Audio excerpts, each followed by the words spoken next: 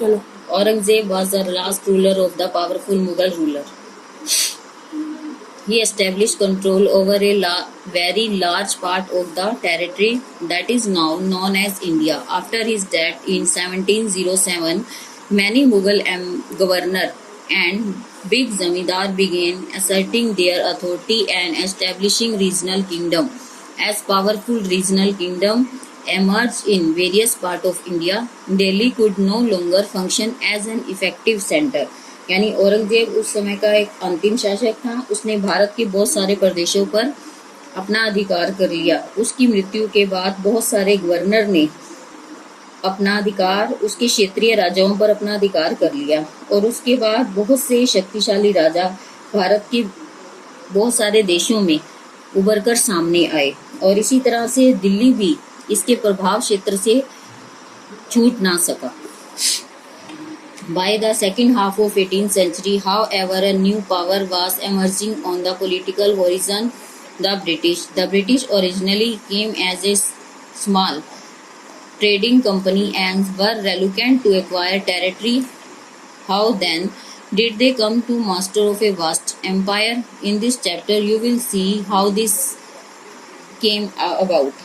इसमें क्या बताया गया है कि सेकेंड हाफ 18th सेंचुरी में एक जो है नई शक्ति उभर कर सामने आई, जिसमें जो ब्रिटिश लोग थे वो एक क्या करने के लिए आए थे, व्यापार करने के लिए भारत में आए थे और उन्होंने बहुत सारी प्रदेशों पर अपना अधिकार कर लिया। किस तरह से वो भारत के इतने बड़े साम्राज्य के मास्टर बने, इस तरह से हम इस चैप्टर में ये देखेंगे। Since ancient time, India was an important trading center. Merchant and traders from Europe and Asia came to India regularly. The frequency of trade increased in medieval period. The Indian ruler also supported this trade. It was very profitable for them. यानी कि भारत में जो व्यापार है पुराने समय से ही था, पुराने समय से ही व्यापार भारत में होता रहा है और ये एक ट्रेडिंग सेंटर यानी कि औद्योगिक केंद्र था। इसमें बहुत सारे सौदागर और व्यापारी यूरोप और एशिया से व्यापार करने के लिए आते थे।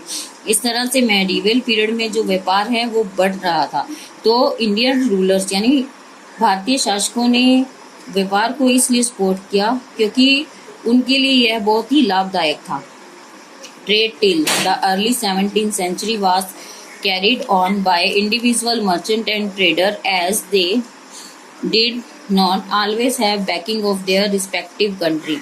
जो व्यापारी थे 17th सेंचुरी में वो व्यापार करने के लिए आते थे, वो मतलब कि अपनी कंट्री में वापस नहीं जाते थे। In course of time this has been change, मतलब कि समय के साथ ये सब कुछ बदल गया। The European country begin to form trading company to trade with East. European company ने जो है व्यापारी कंपनियों में जो व्यापार करने की जो कंडीशन यानी स्थितियों को बदल दिया। One of them was the east India company.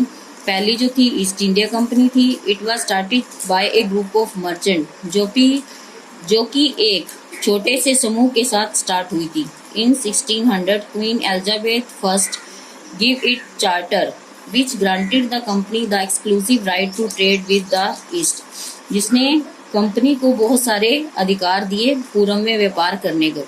This mean no other trading group from the England could compete with company.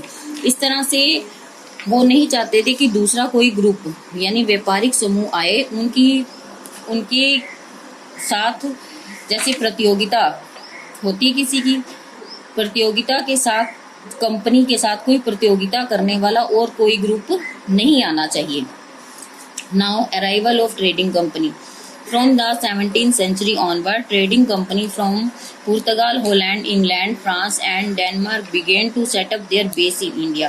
वे भारत में अपना बेस यानी अपना आधार स्थापित करना चाहते थे। They established their trading center in different part of country, especially in coastal area. इन्होंने बहुत सारे प्रदेशों में जो अपने व्यापारिक केंद्र स्थापित किए। These center factories, in centres को फैक्ट्री बोलते थे। Not because anything was manufactured there, but because the official of the company were called factors, लेकिन जो कंपनी के अधिकारी थे वे इसे फैक्टर्स के नाम से जानते थे। This factory consisted of office and godown. In factories को जो है ऑफिस और गोदाउन भी बनाए जाते थे। Most of them had the house of official and residential quarter for the merchant and trader. और इसके साथ साथ जो इन कंपनी में अफसरों और रेजिडेंशियल क्वार्टर्स, रहने के लिए क्वार्टर भी बनाए जाते थे उन सौदागरों के लिए जो कि व्यापार करने के लिए आते थे. ओवर टाइम सम फैक्ट्री वर फोर्टिफाइड. कुछ फैक्ट्रीज को जो है दुर्ग बना लिया गया, यानी उनकी किलेबंदी कर दी गई. Now trade rivalry.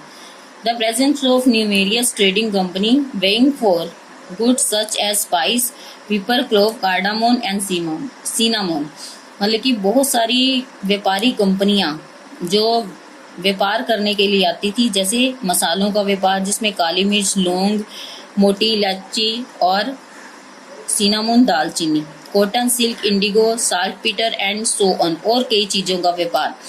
led to intense rivalry among them, यानी उनमें आपस में प्रतिस्पर्धा शुरू हो गई. वे एक दूसरे के प्रतिद्वंदी बन गए. All of them wanted to buy these goods at low price in India, sell them at very high price elsewhere.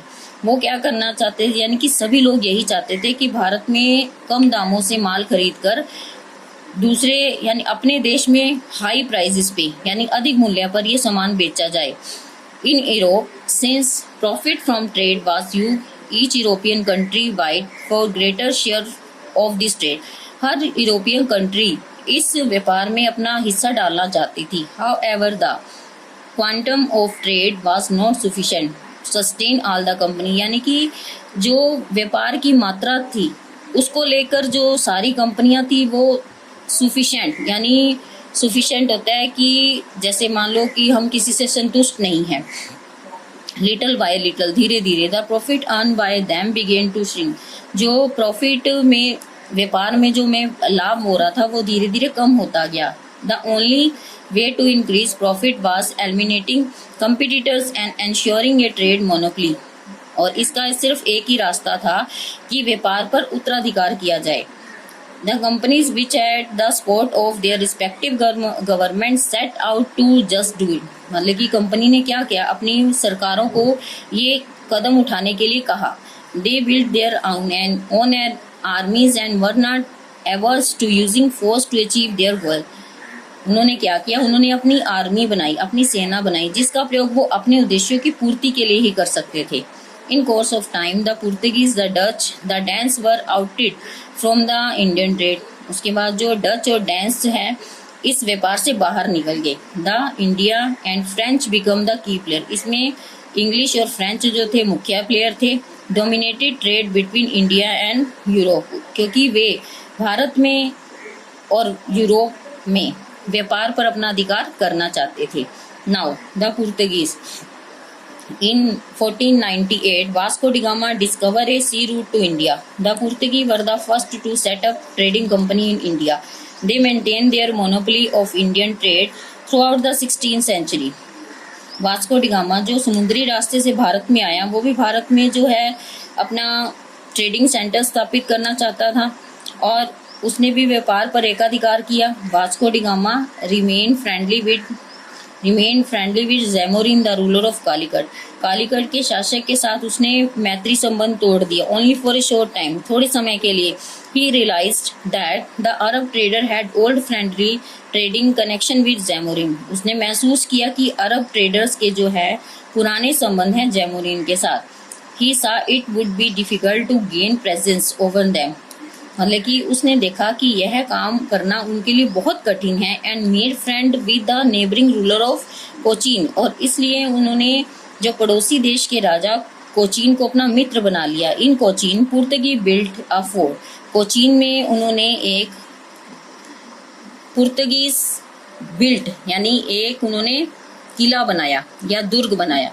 The real founder of the Portuguese power, जो मतलब असली जो नींव जिसने रखी पुर्तगीज पावर की भारत में वो था अल कुरैशी. ही वॉज डेटरमाइंड यानी कि उसने निश्चय किया to establish a colonial empire. He was not interested in inland country.